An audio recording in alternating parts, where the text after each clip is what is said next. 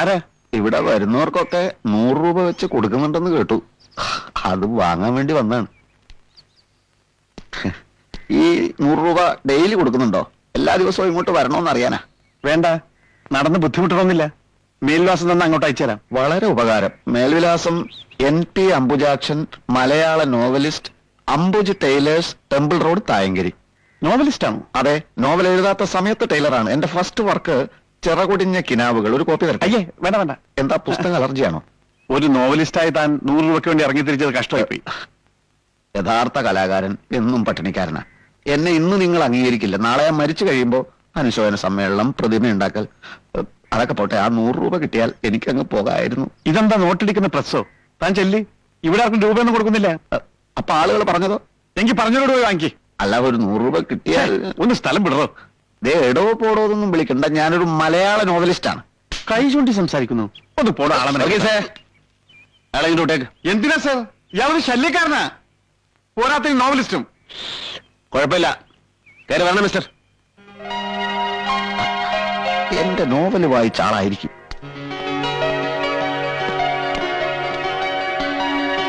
നമസ്കാരം, ഞാൻ NP അംബുജാക്ഷൻ, മലയാള നോവലിസ്റ്റ്.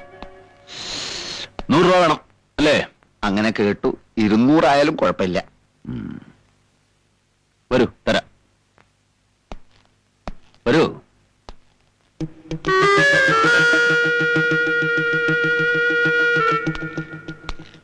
നല്ല വീട്.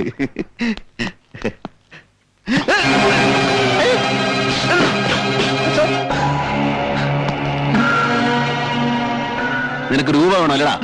സാർ, രൂപ വേണ്ട, എനിക്ക് നോവൽ എഴുതാൻ നേരായി. ഞാൻ പോട്ടെ. നിന്നോട് ആരാടാ നോവൽ എഴുതാൻ പറഞ്ഞത്? ആരും പറഞ്ഞതല്ല, അറിയാതെ എഴുതി പോയതാണ്. ഇനി നോവൽ എഴുതും. അവിടുന്ന് പറയുന്നത് പോലെ ചെയ്യാം. ഞാൻ പോട്ടെ. സൂക്ഷിച്ചു നോക്കിയേ. എന്തോന്ന്? ഈ മുഖം വല്ലപിടിയുണ്ടോ? സാറ് ഹിന്ദി സിനിമയിൽ അഭിനയിച്ചിട്ടുണ്ടോ? കൊള്ളക്കാരനായിട്ട് കണ്ടതുപോലെ തോന്നുന്നു. എടാ അംബുജാക്ഷ, അത് തന്നെയല്ലേ നിന്റെ പേരിപ്പോഴും? നിന്റെ പഴയ കുട്ടിശങ്കരനാടാ ഞാൻ. ശംഖു, നീയോ? ഭഗവാനെ, ഞാൻ സ്വപ്നം കാണുകയാണോ? എന്റെ പൊന്ന് ശംഖു, എനിക്കൊരു പിടിയും കിട്ടിയില്ല, എന്നോട് ക്ഷമിക്ക്. നീയായിരുന്നു ബോംബെക്കാരൻ ലക്ഷപ്രഭു? നീയായിരുന്നു ഈ മാളിക വിലക്ക് വാങ്ങിച്ചത്? എടാ, നമ്മൾ ഒന്നിച്ച് കളിച്ചു വളർന്നവരല്ലേ. നിനക്ക് എന്നെ മനസ്സിലായി, എനിക്ക് നിന്നെ മനസ്സിലായില്ല. പണത്തിന്റെ കൂടെ നിന്റെ സൗന്ദര്യം വർദ്ധിച്ചു, അതുകൊണ്ടല്ലേ എനിക്ക് പിടികിട്ടാച്ചത്. നീ പഴയ അംബുജാക്ഷൻ തന്നെയാണ്, പക്ഷേ ഞാൻ പഴയ കുട്ടിശങ്കരനല്ല. ശങ്കർദാസ്, കോടീശ്വരനായ ശങ്കർദാസ്. മനസ്സിലായോ? ഞാൻ പണ്ടത്തെ കുട്ടിശങ്കരനാണെന്ന് ഈ നാട്ടിൽ അറിയാവുന്ന ഒരേ ഒരാൾ ഇപ്പൊ നീ മാത്രം.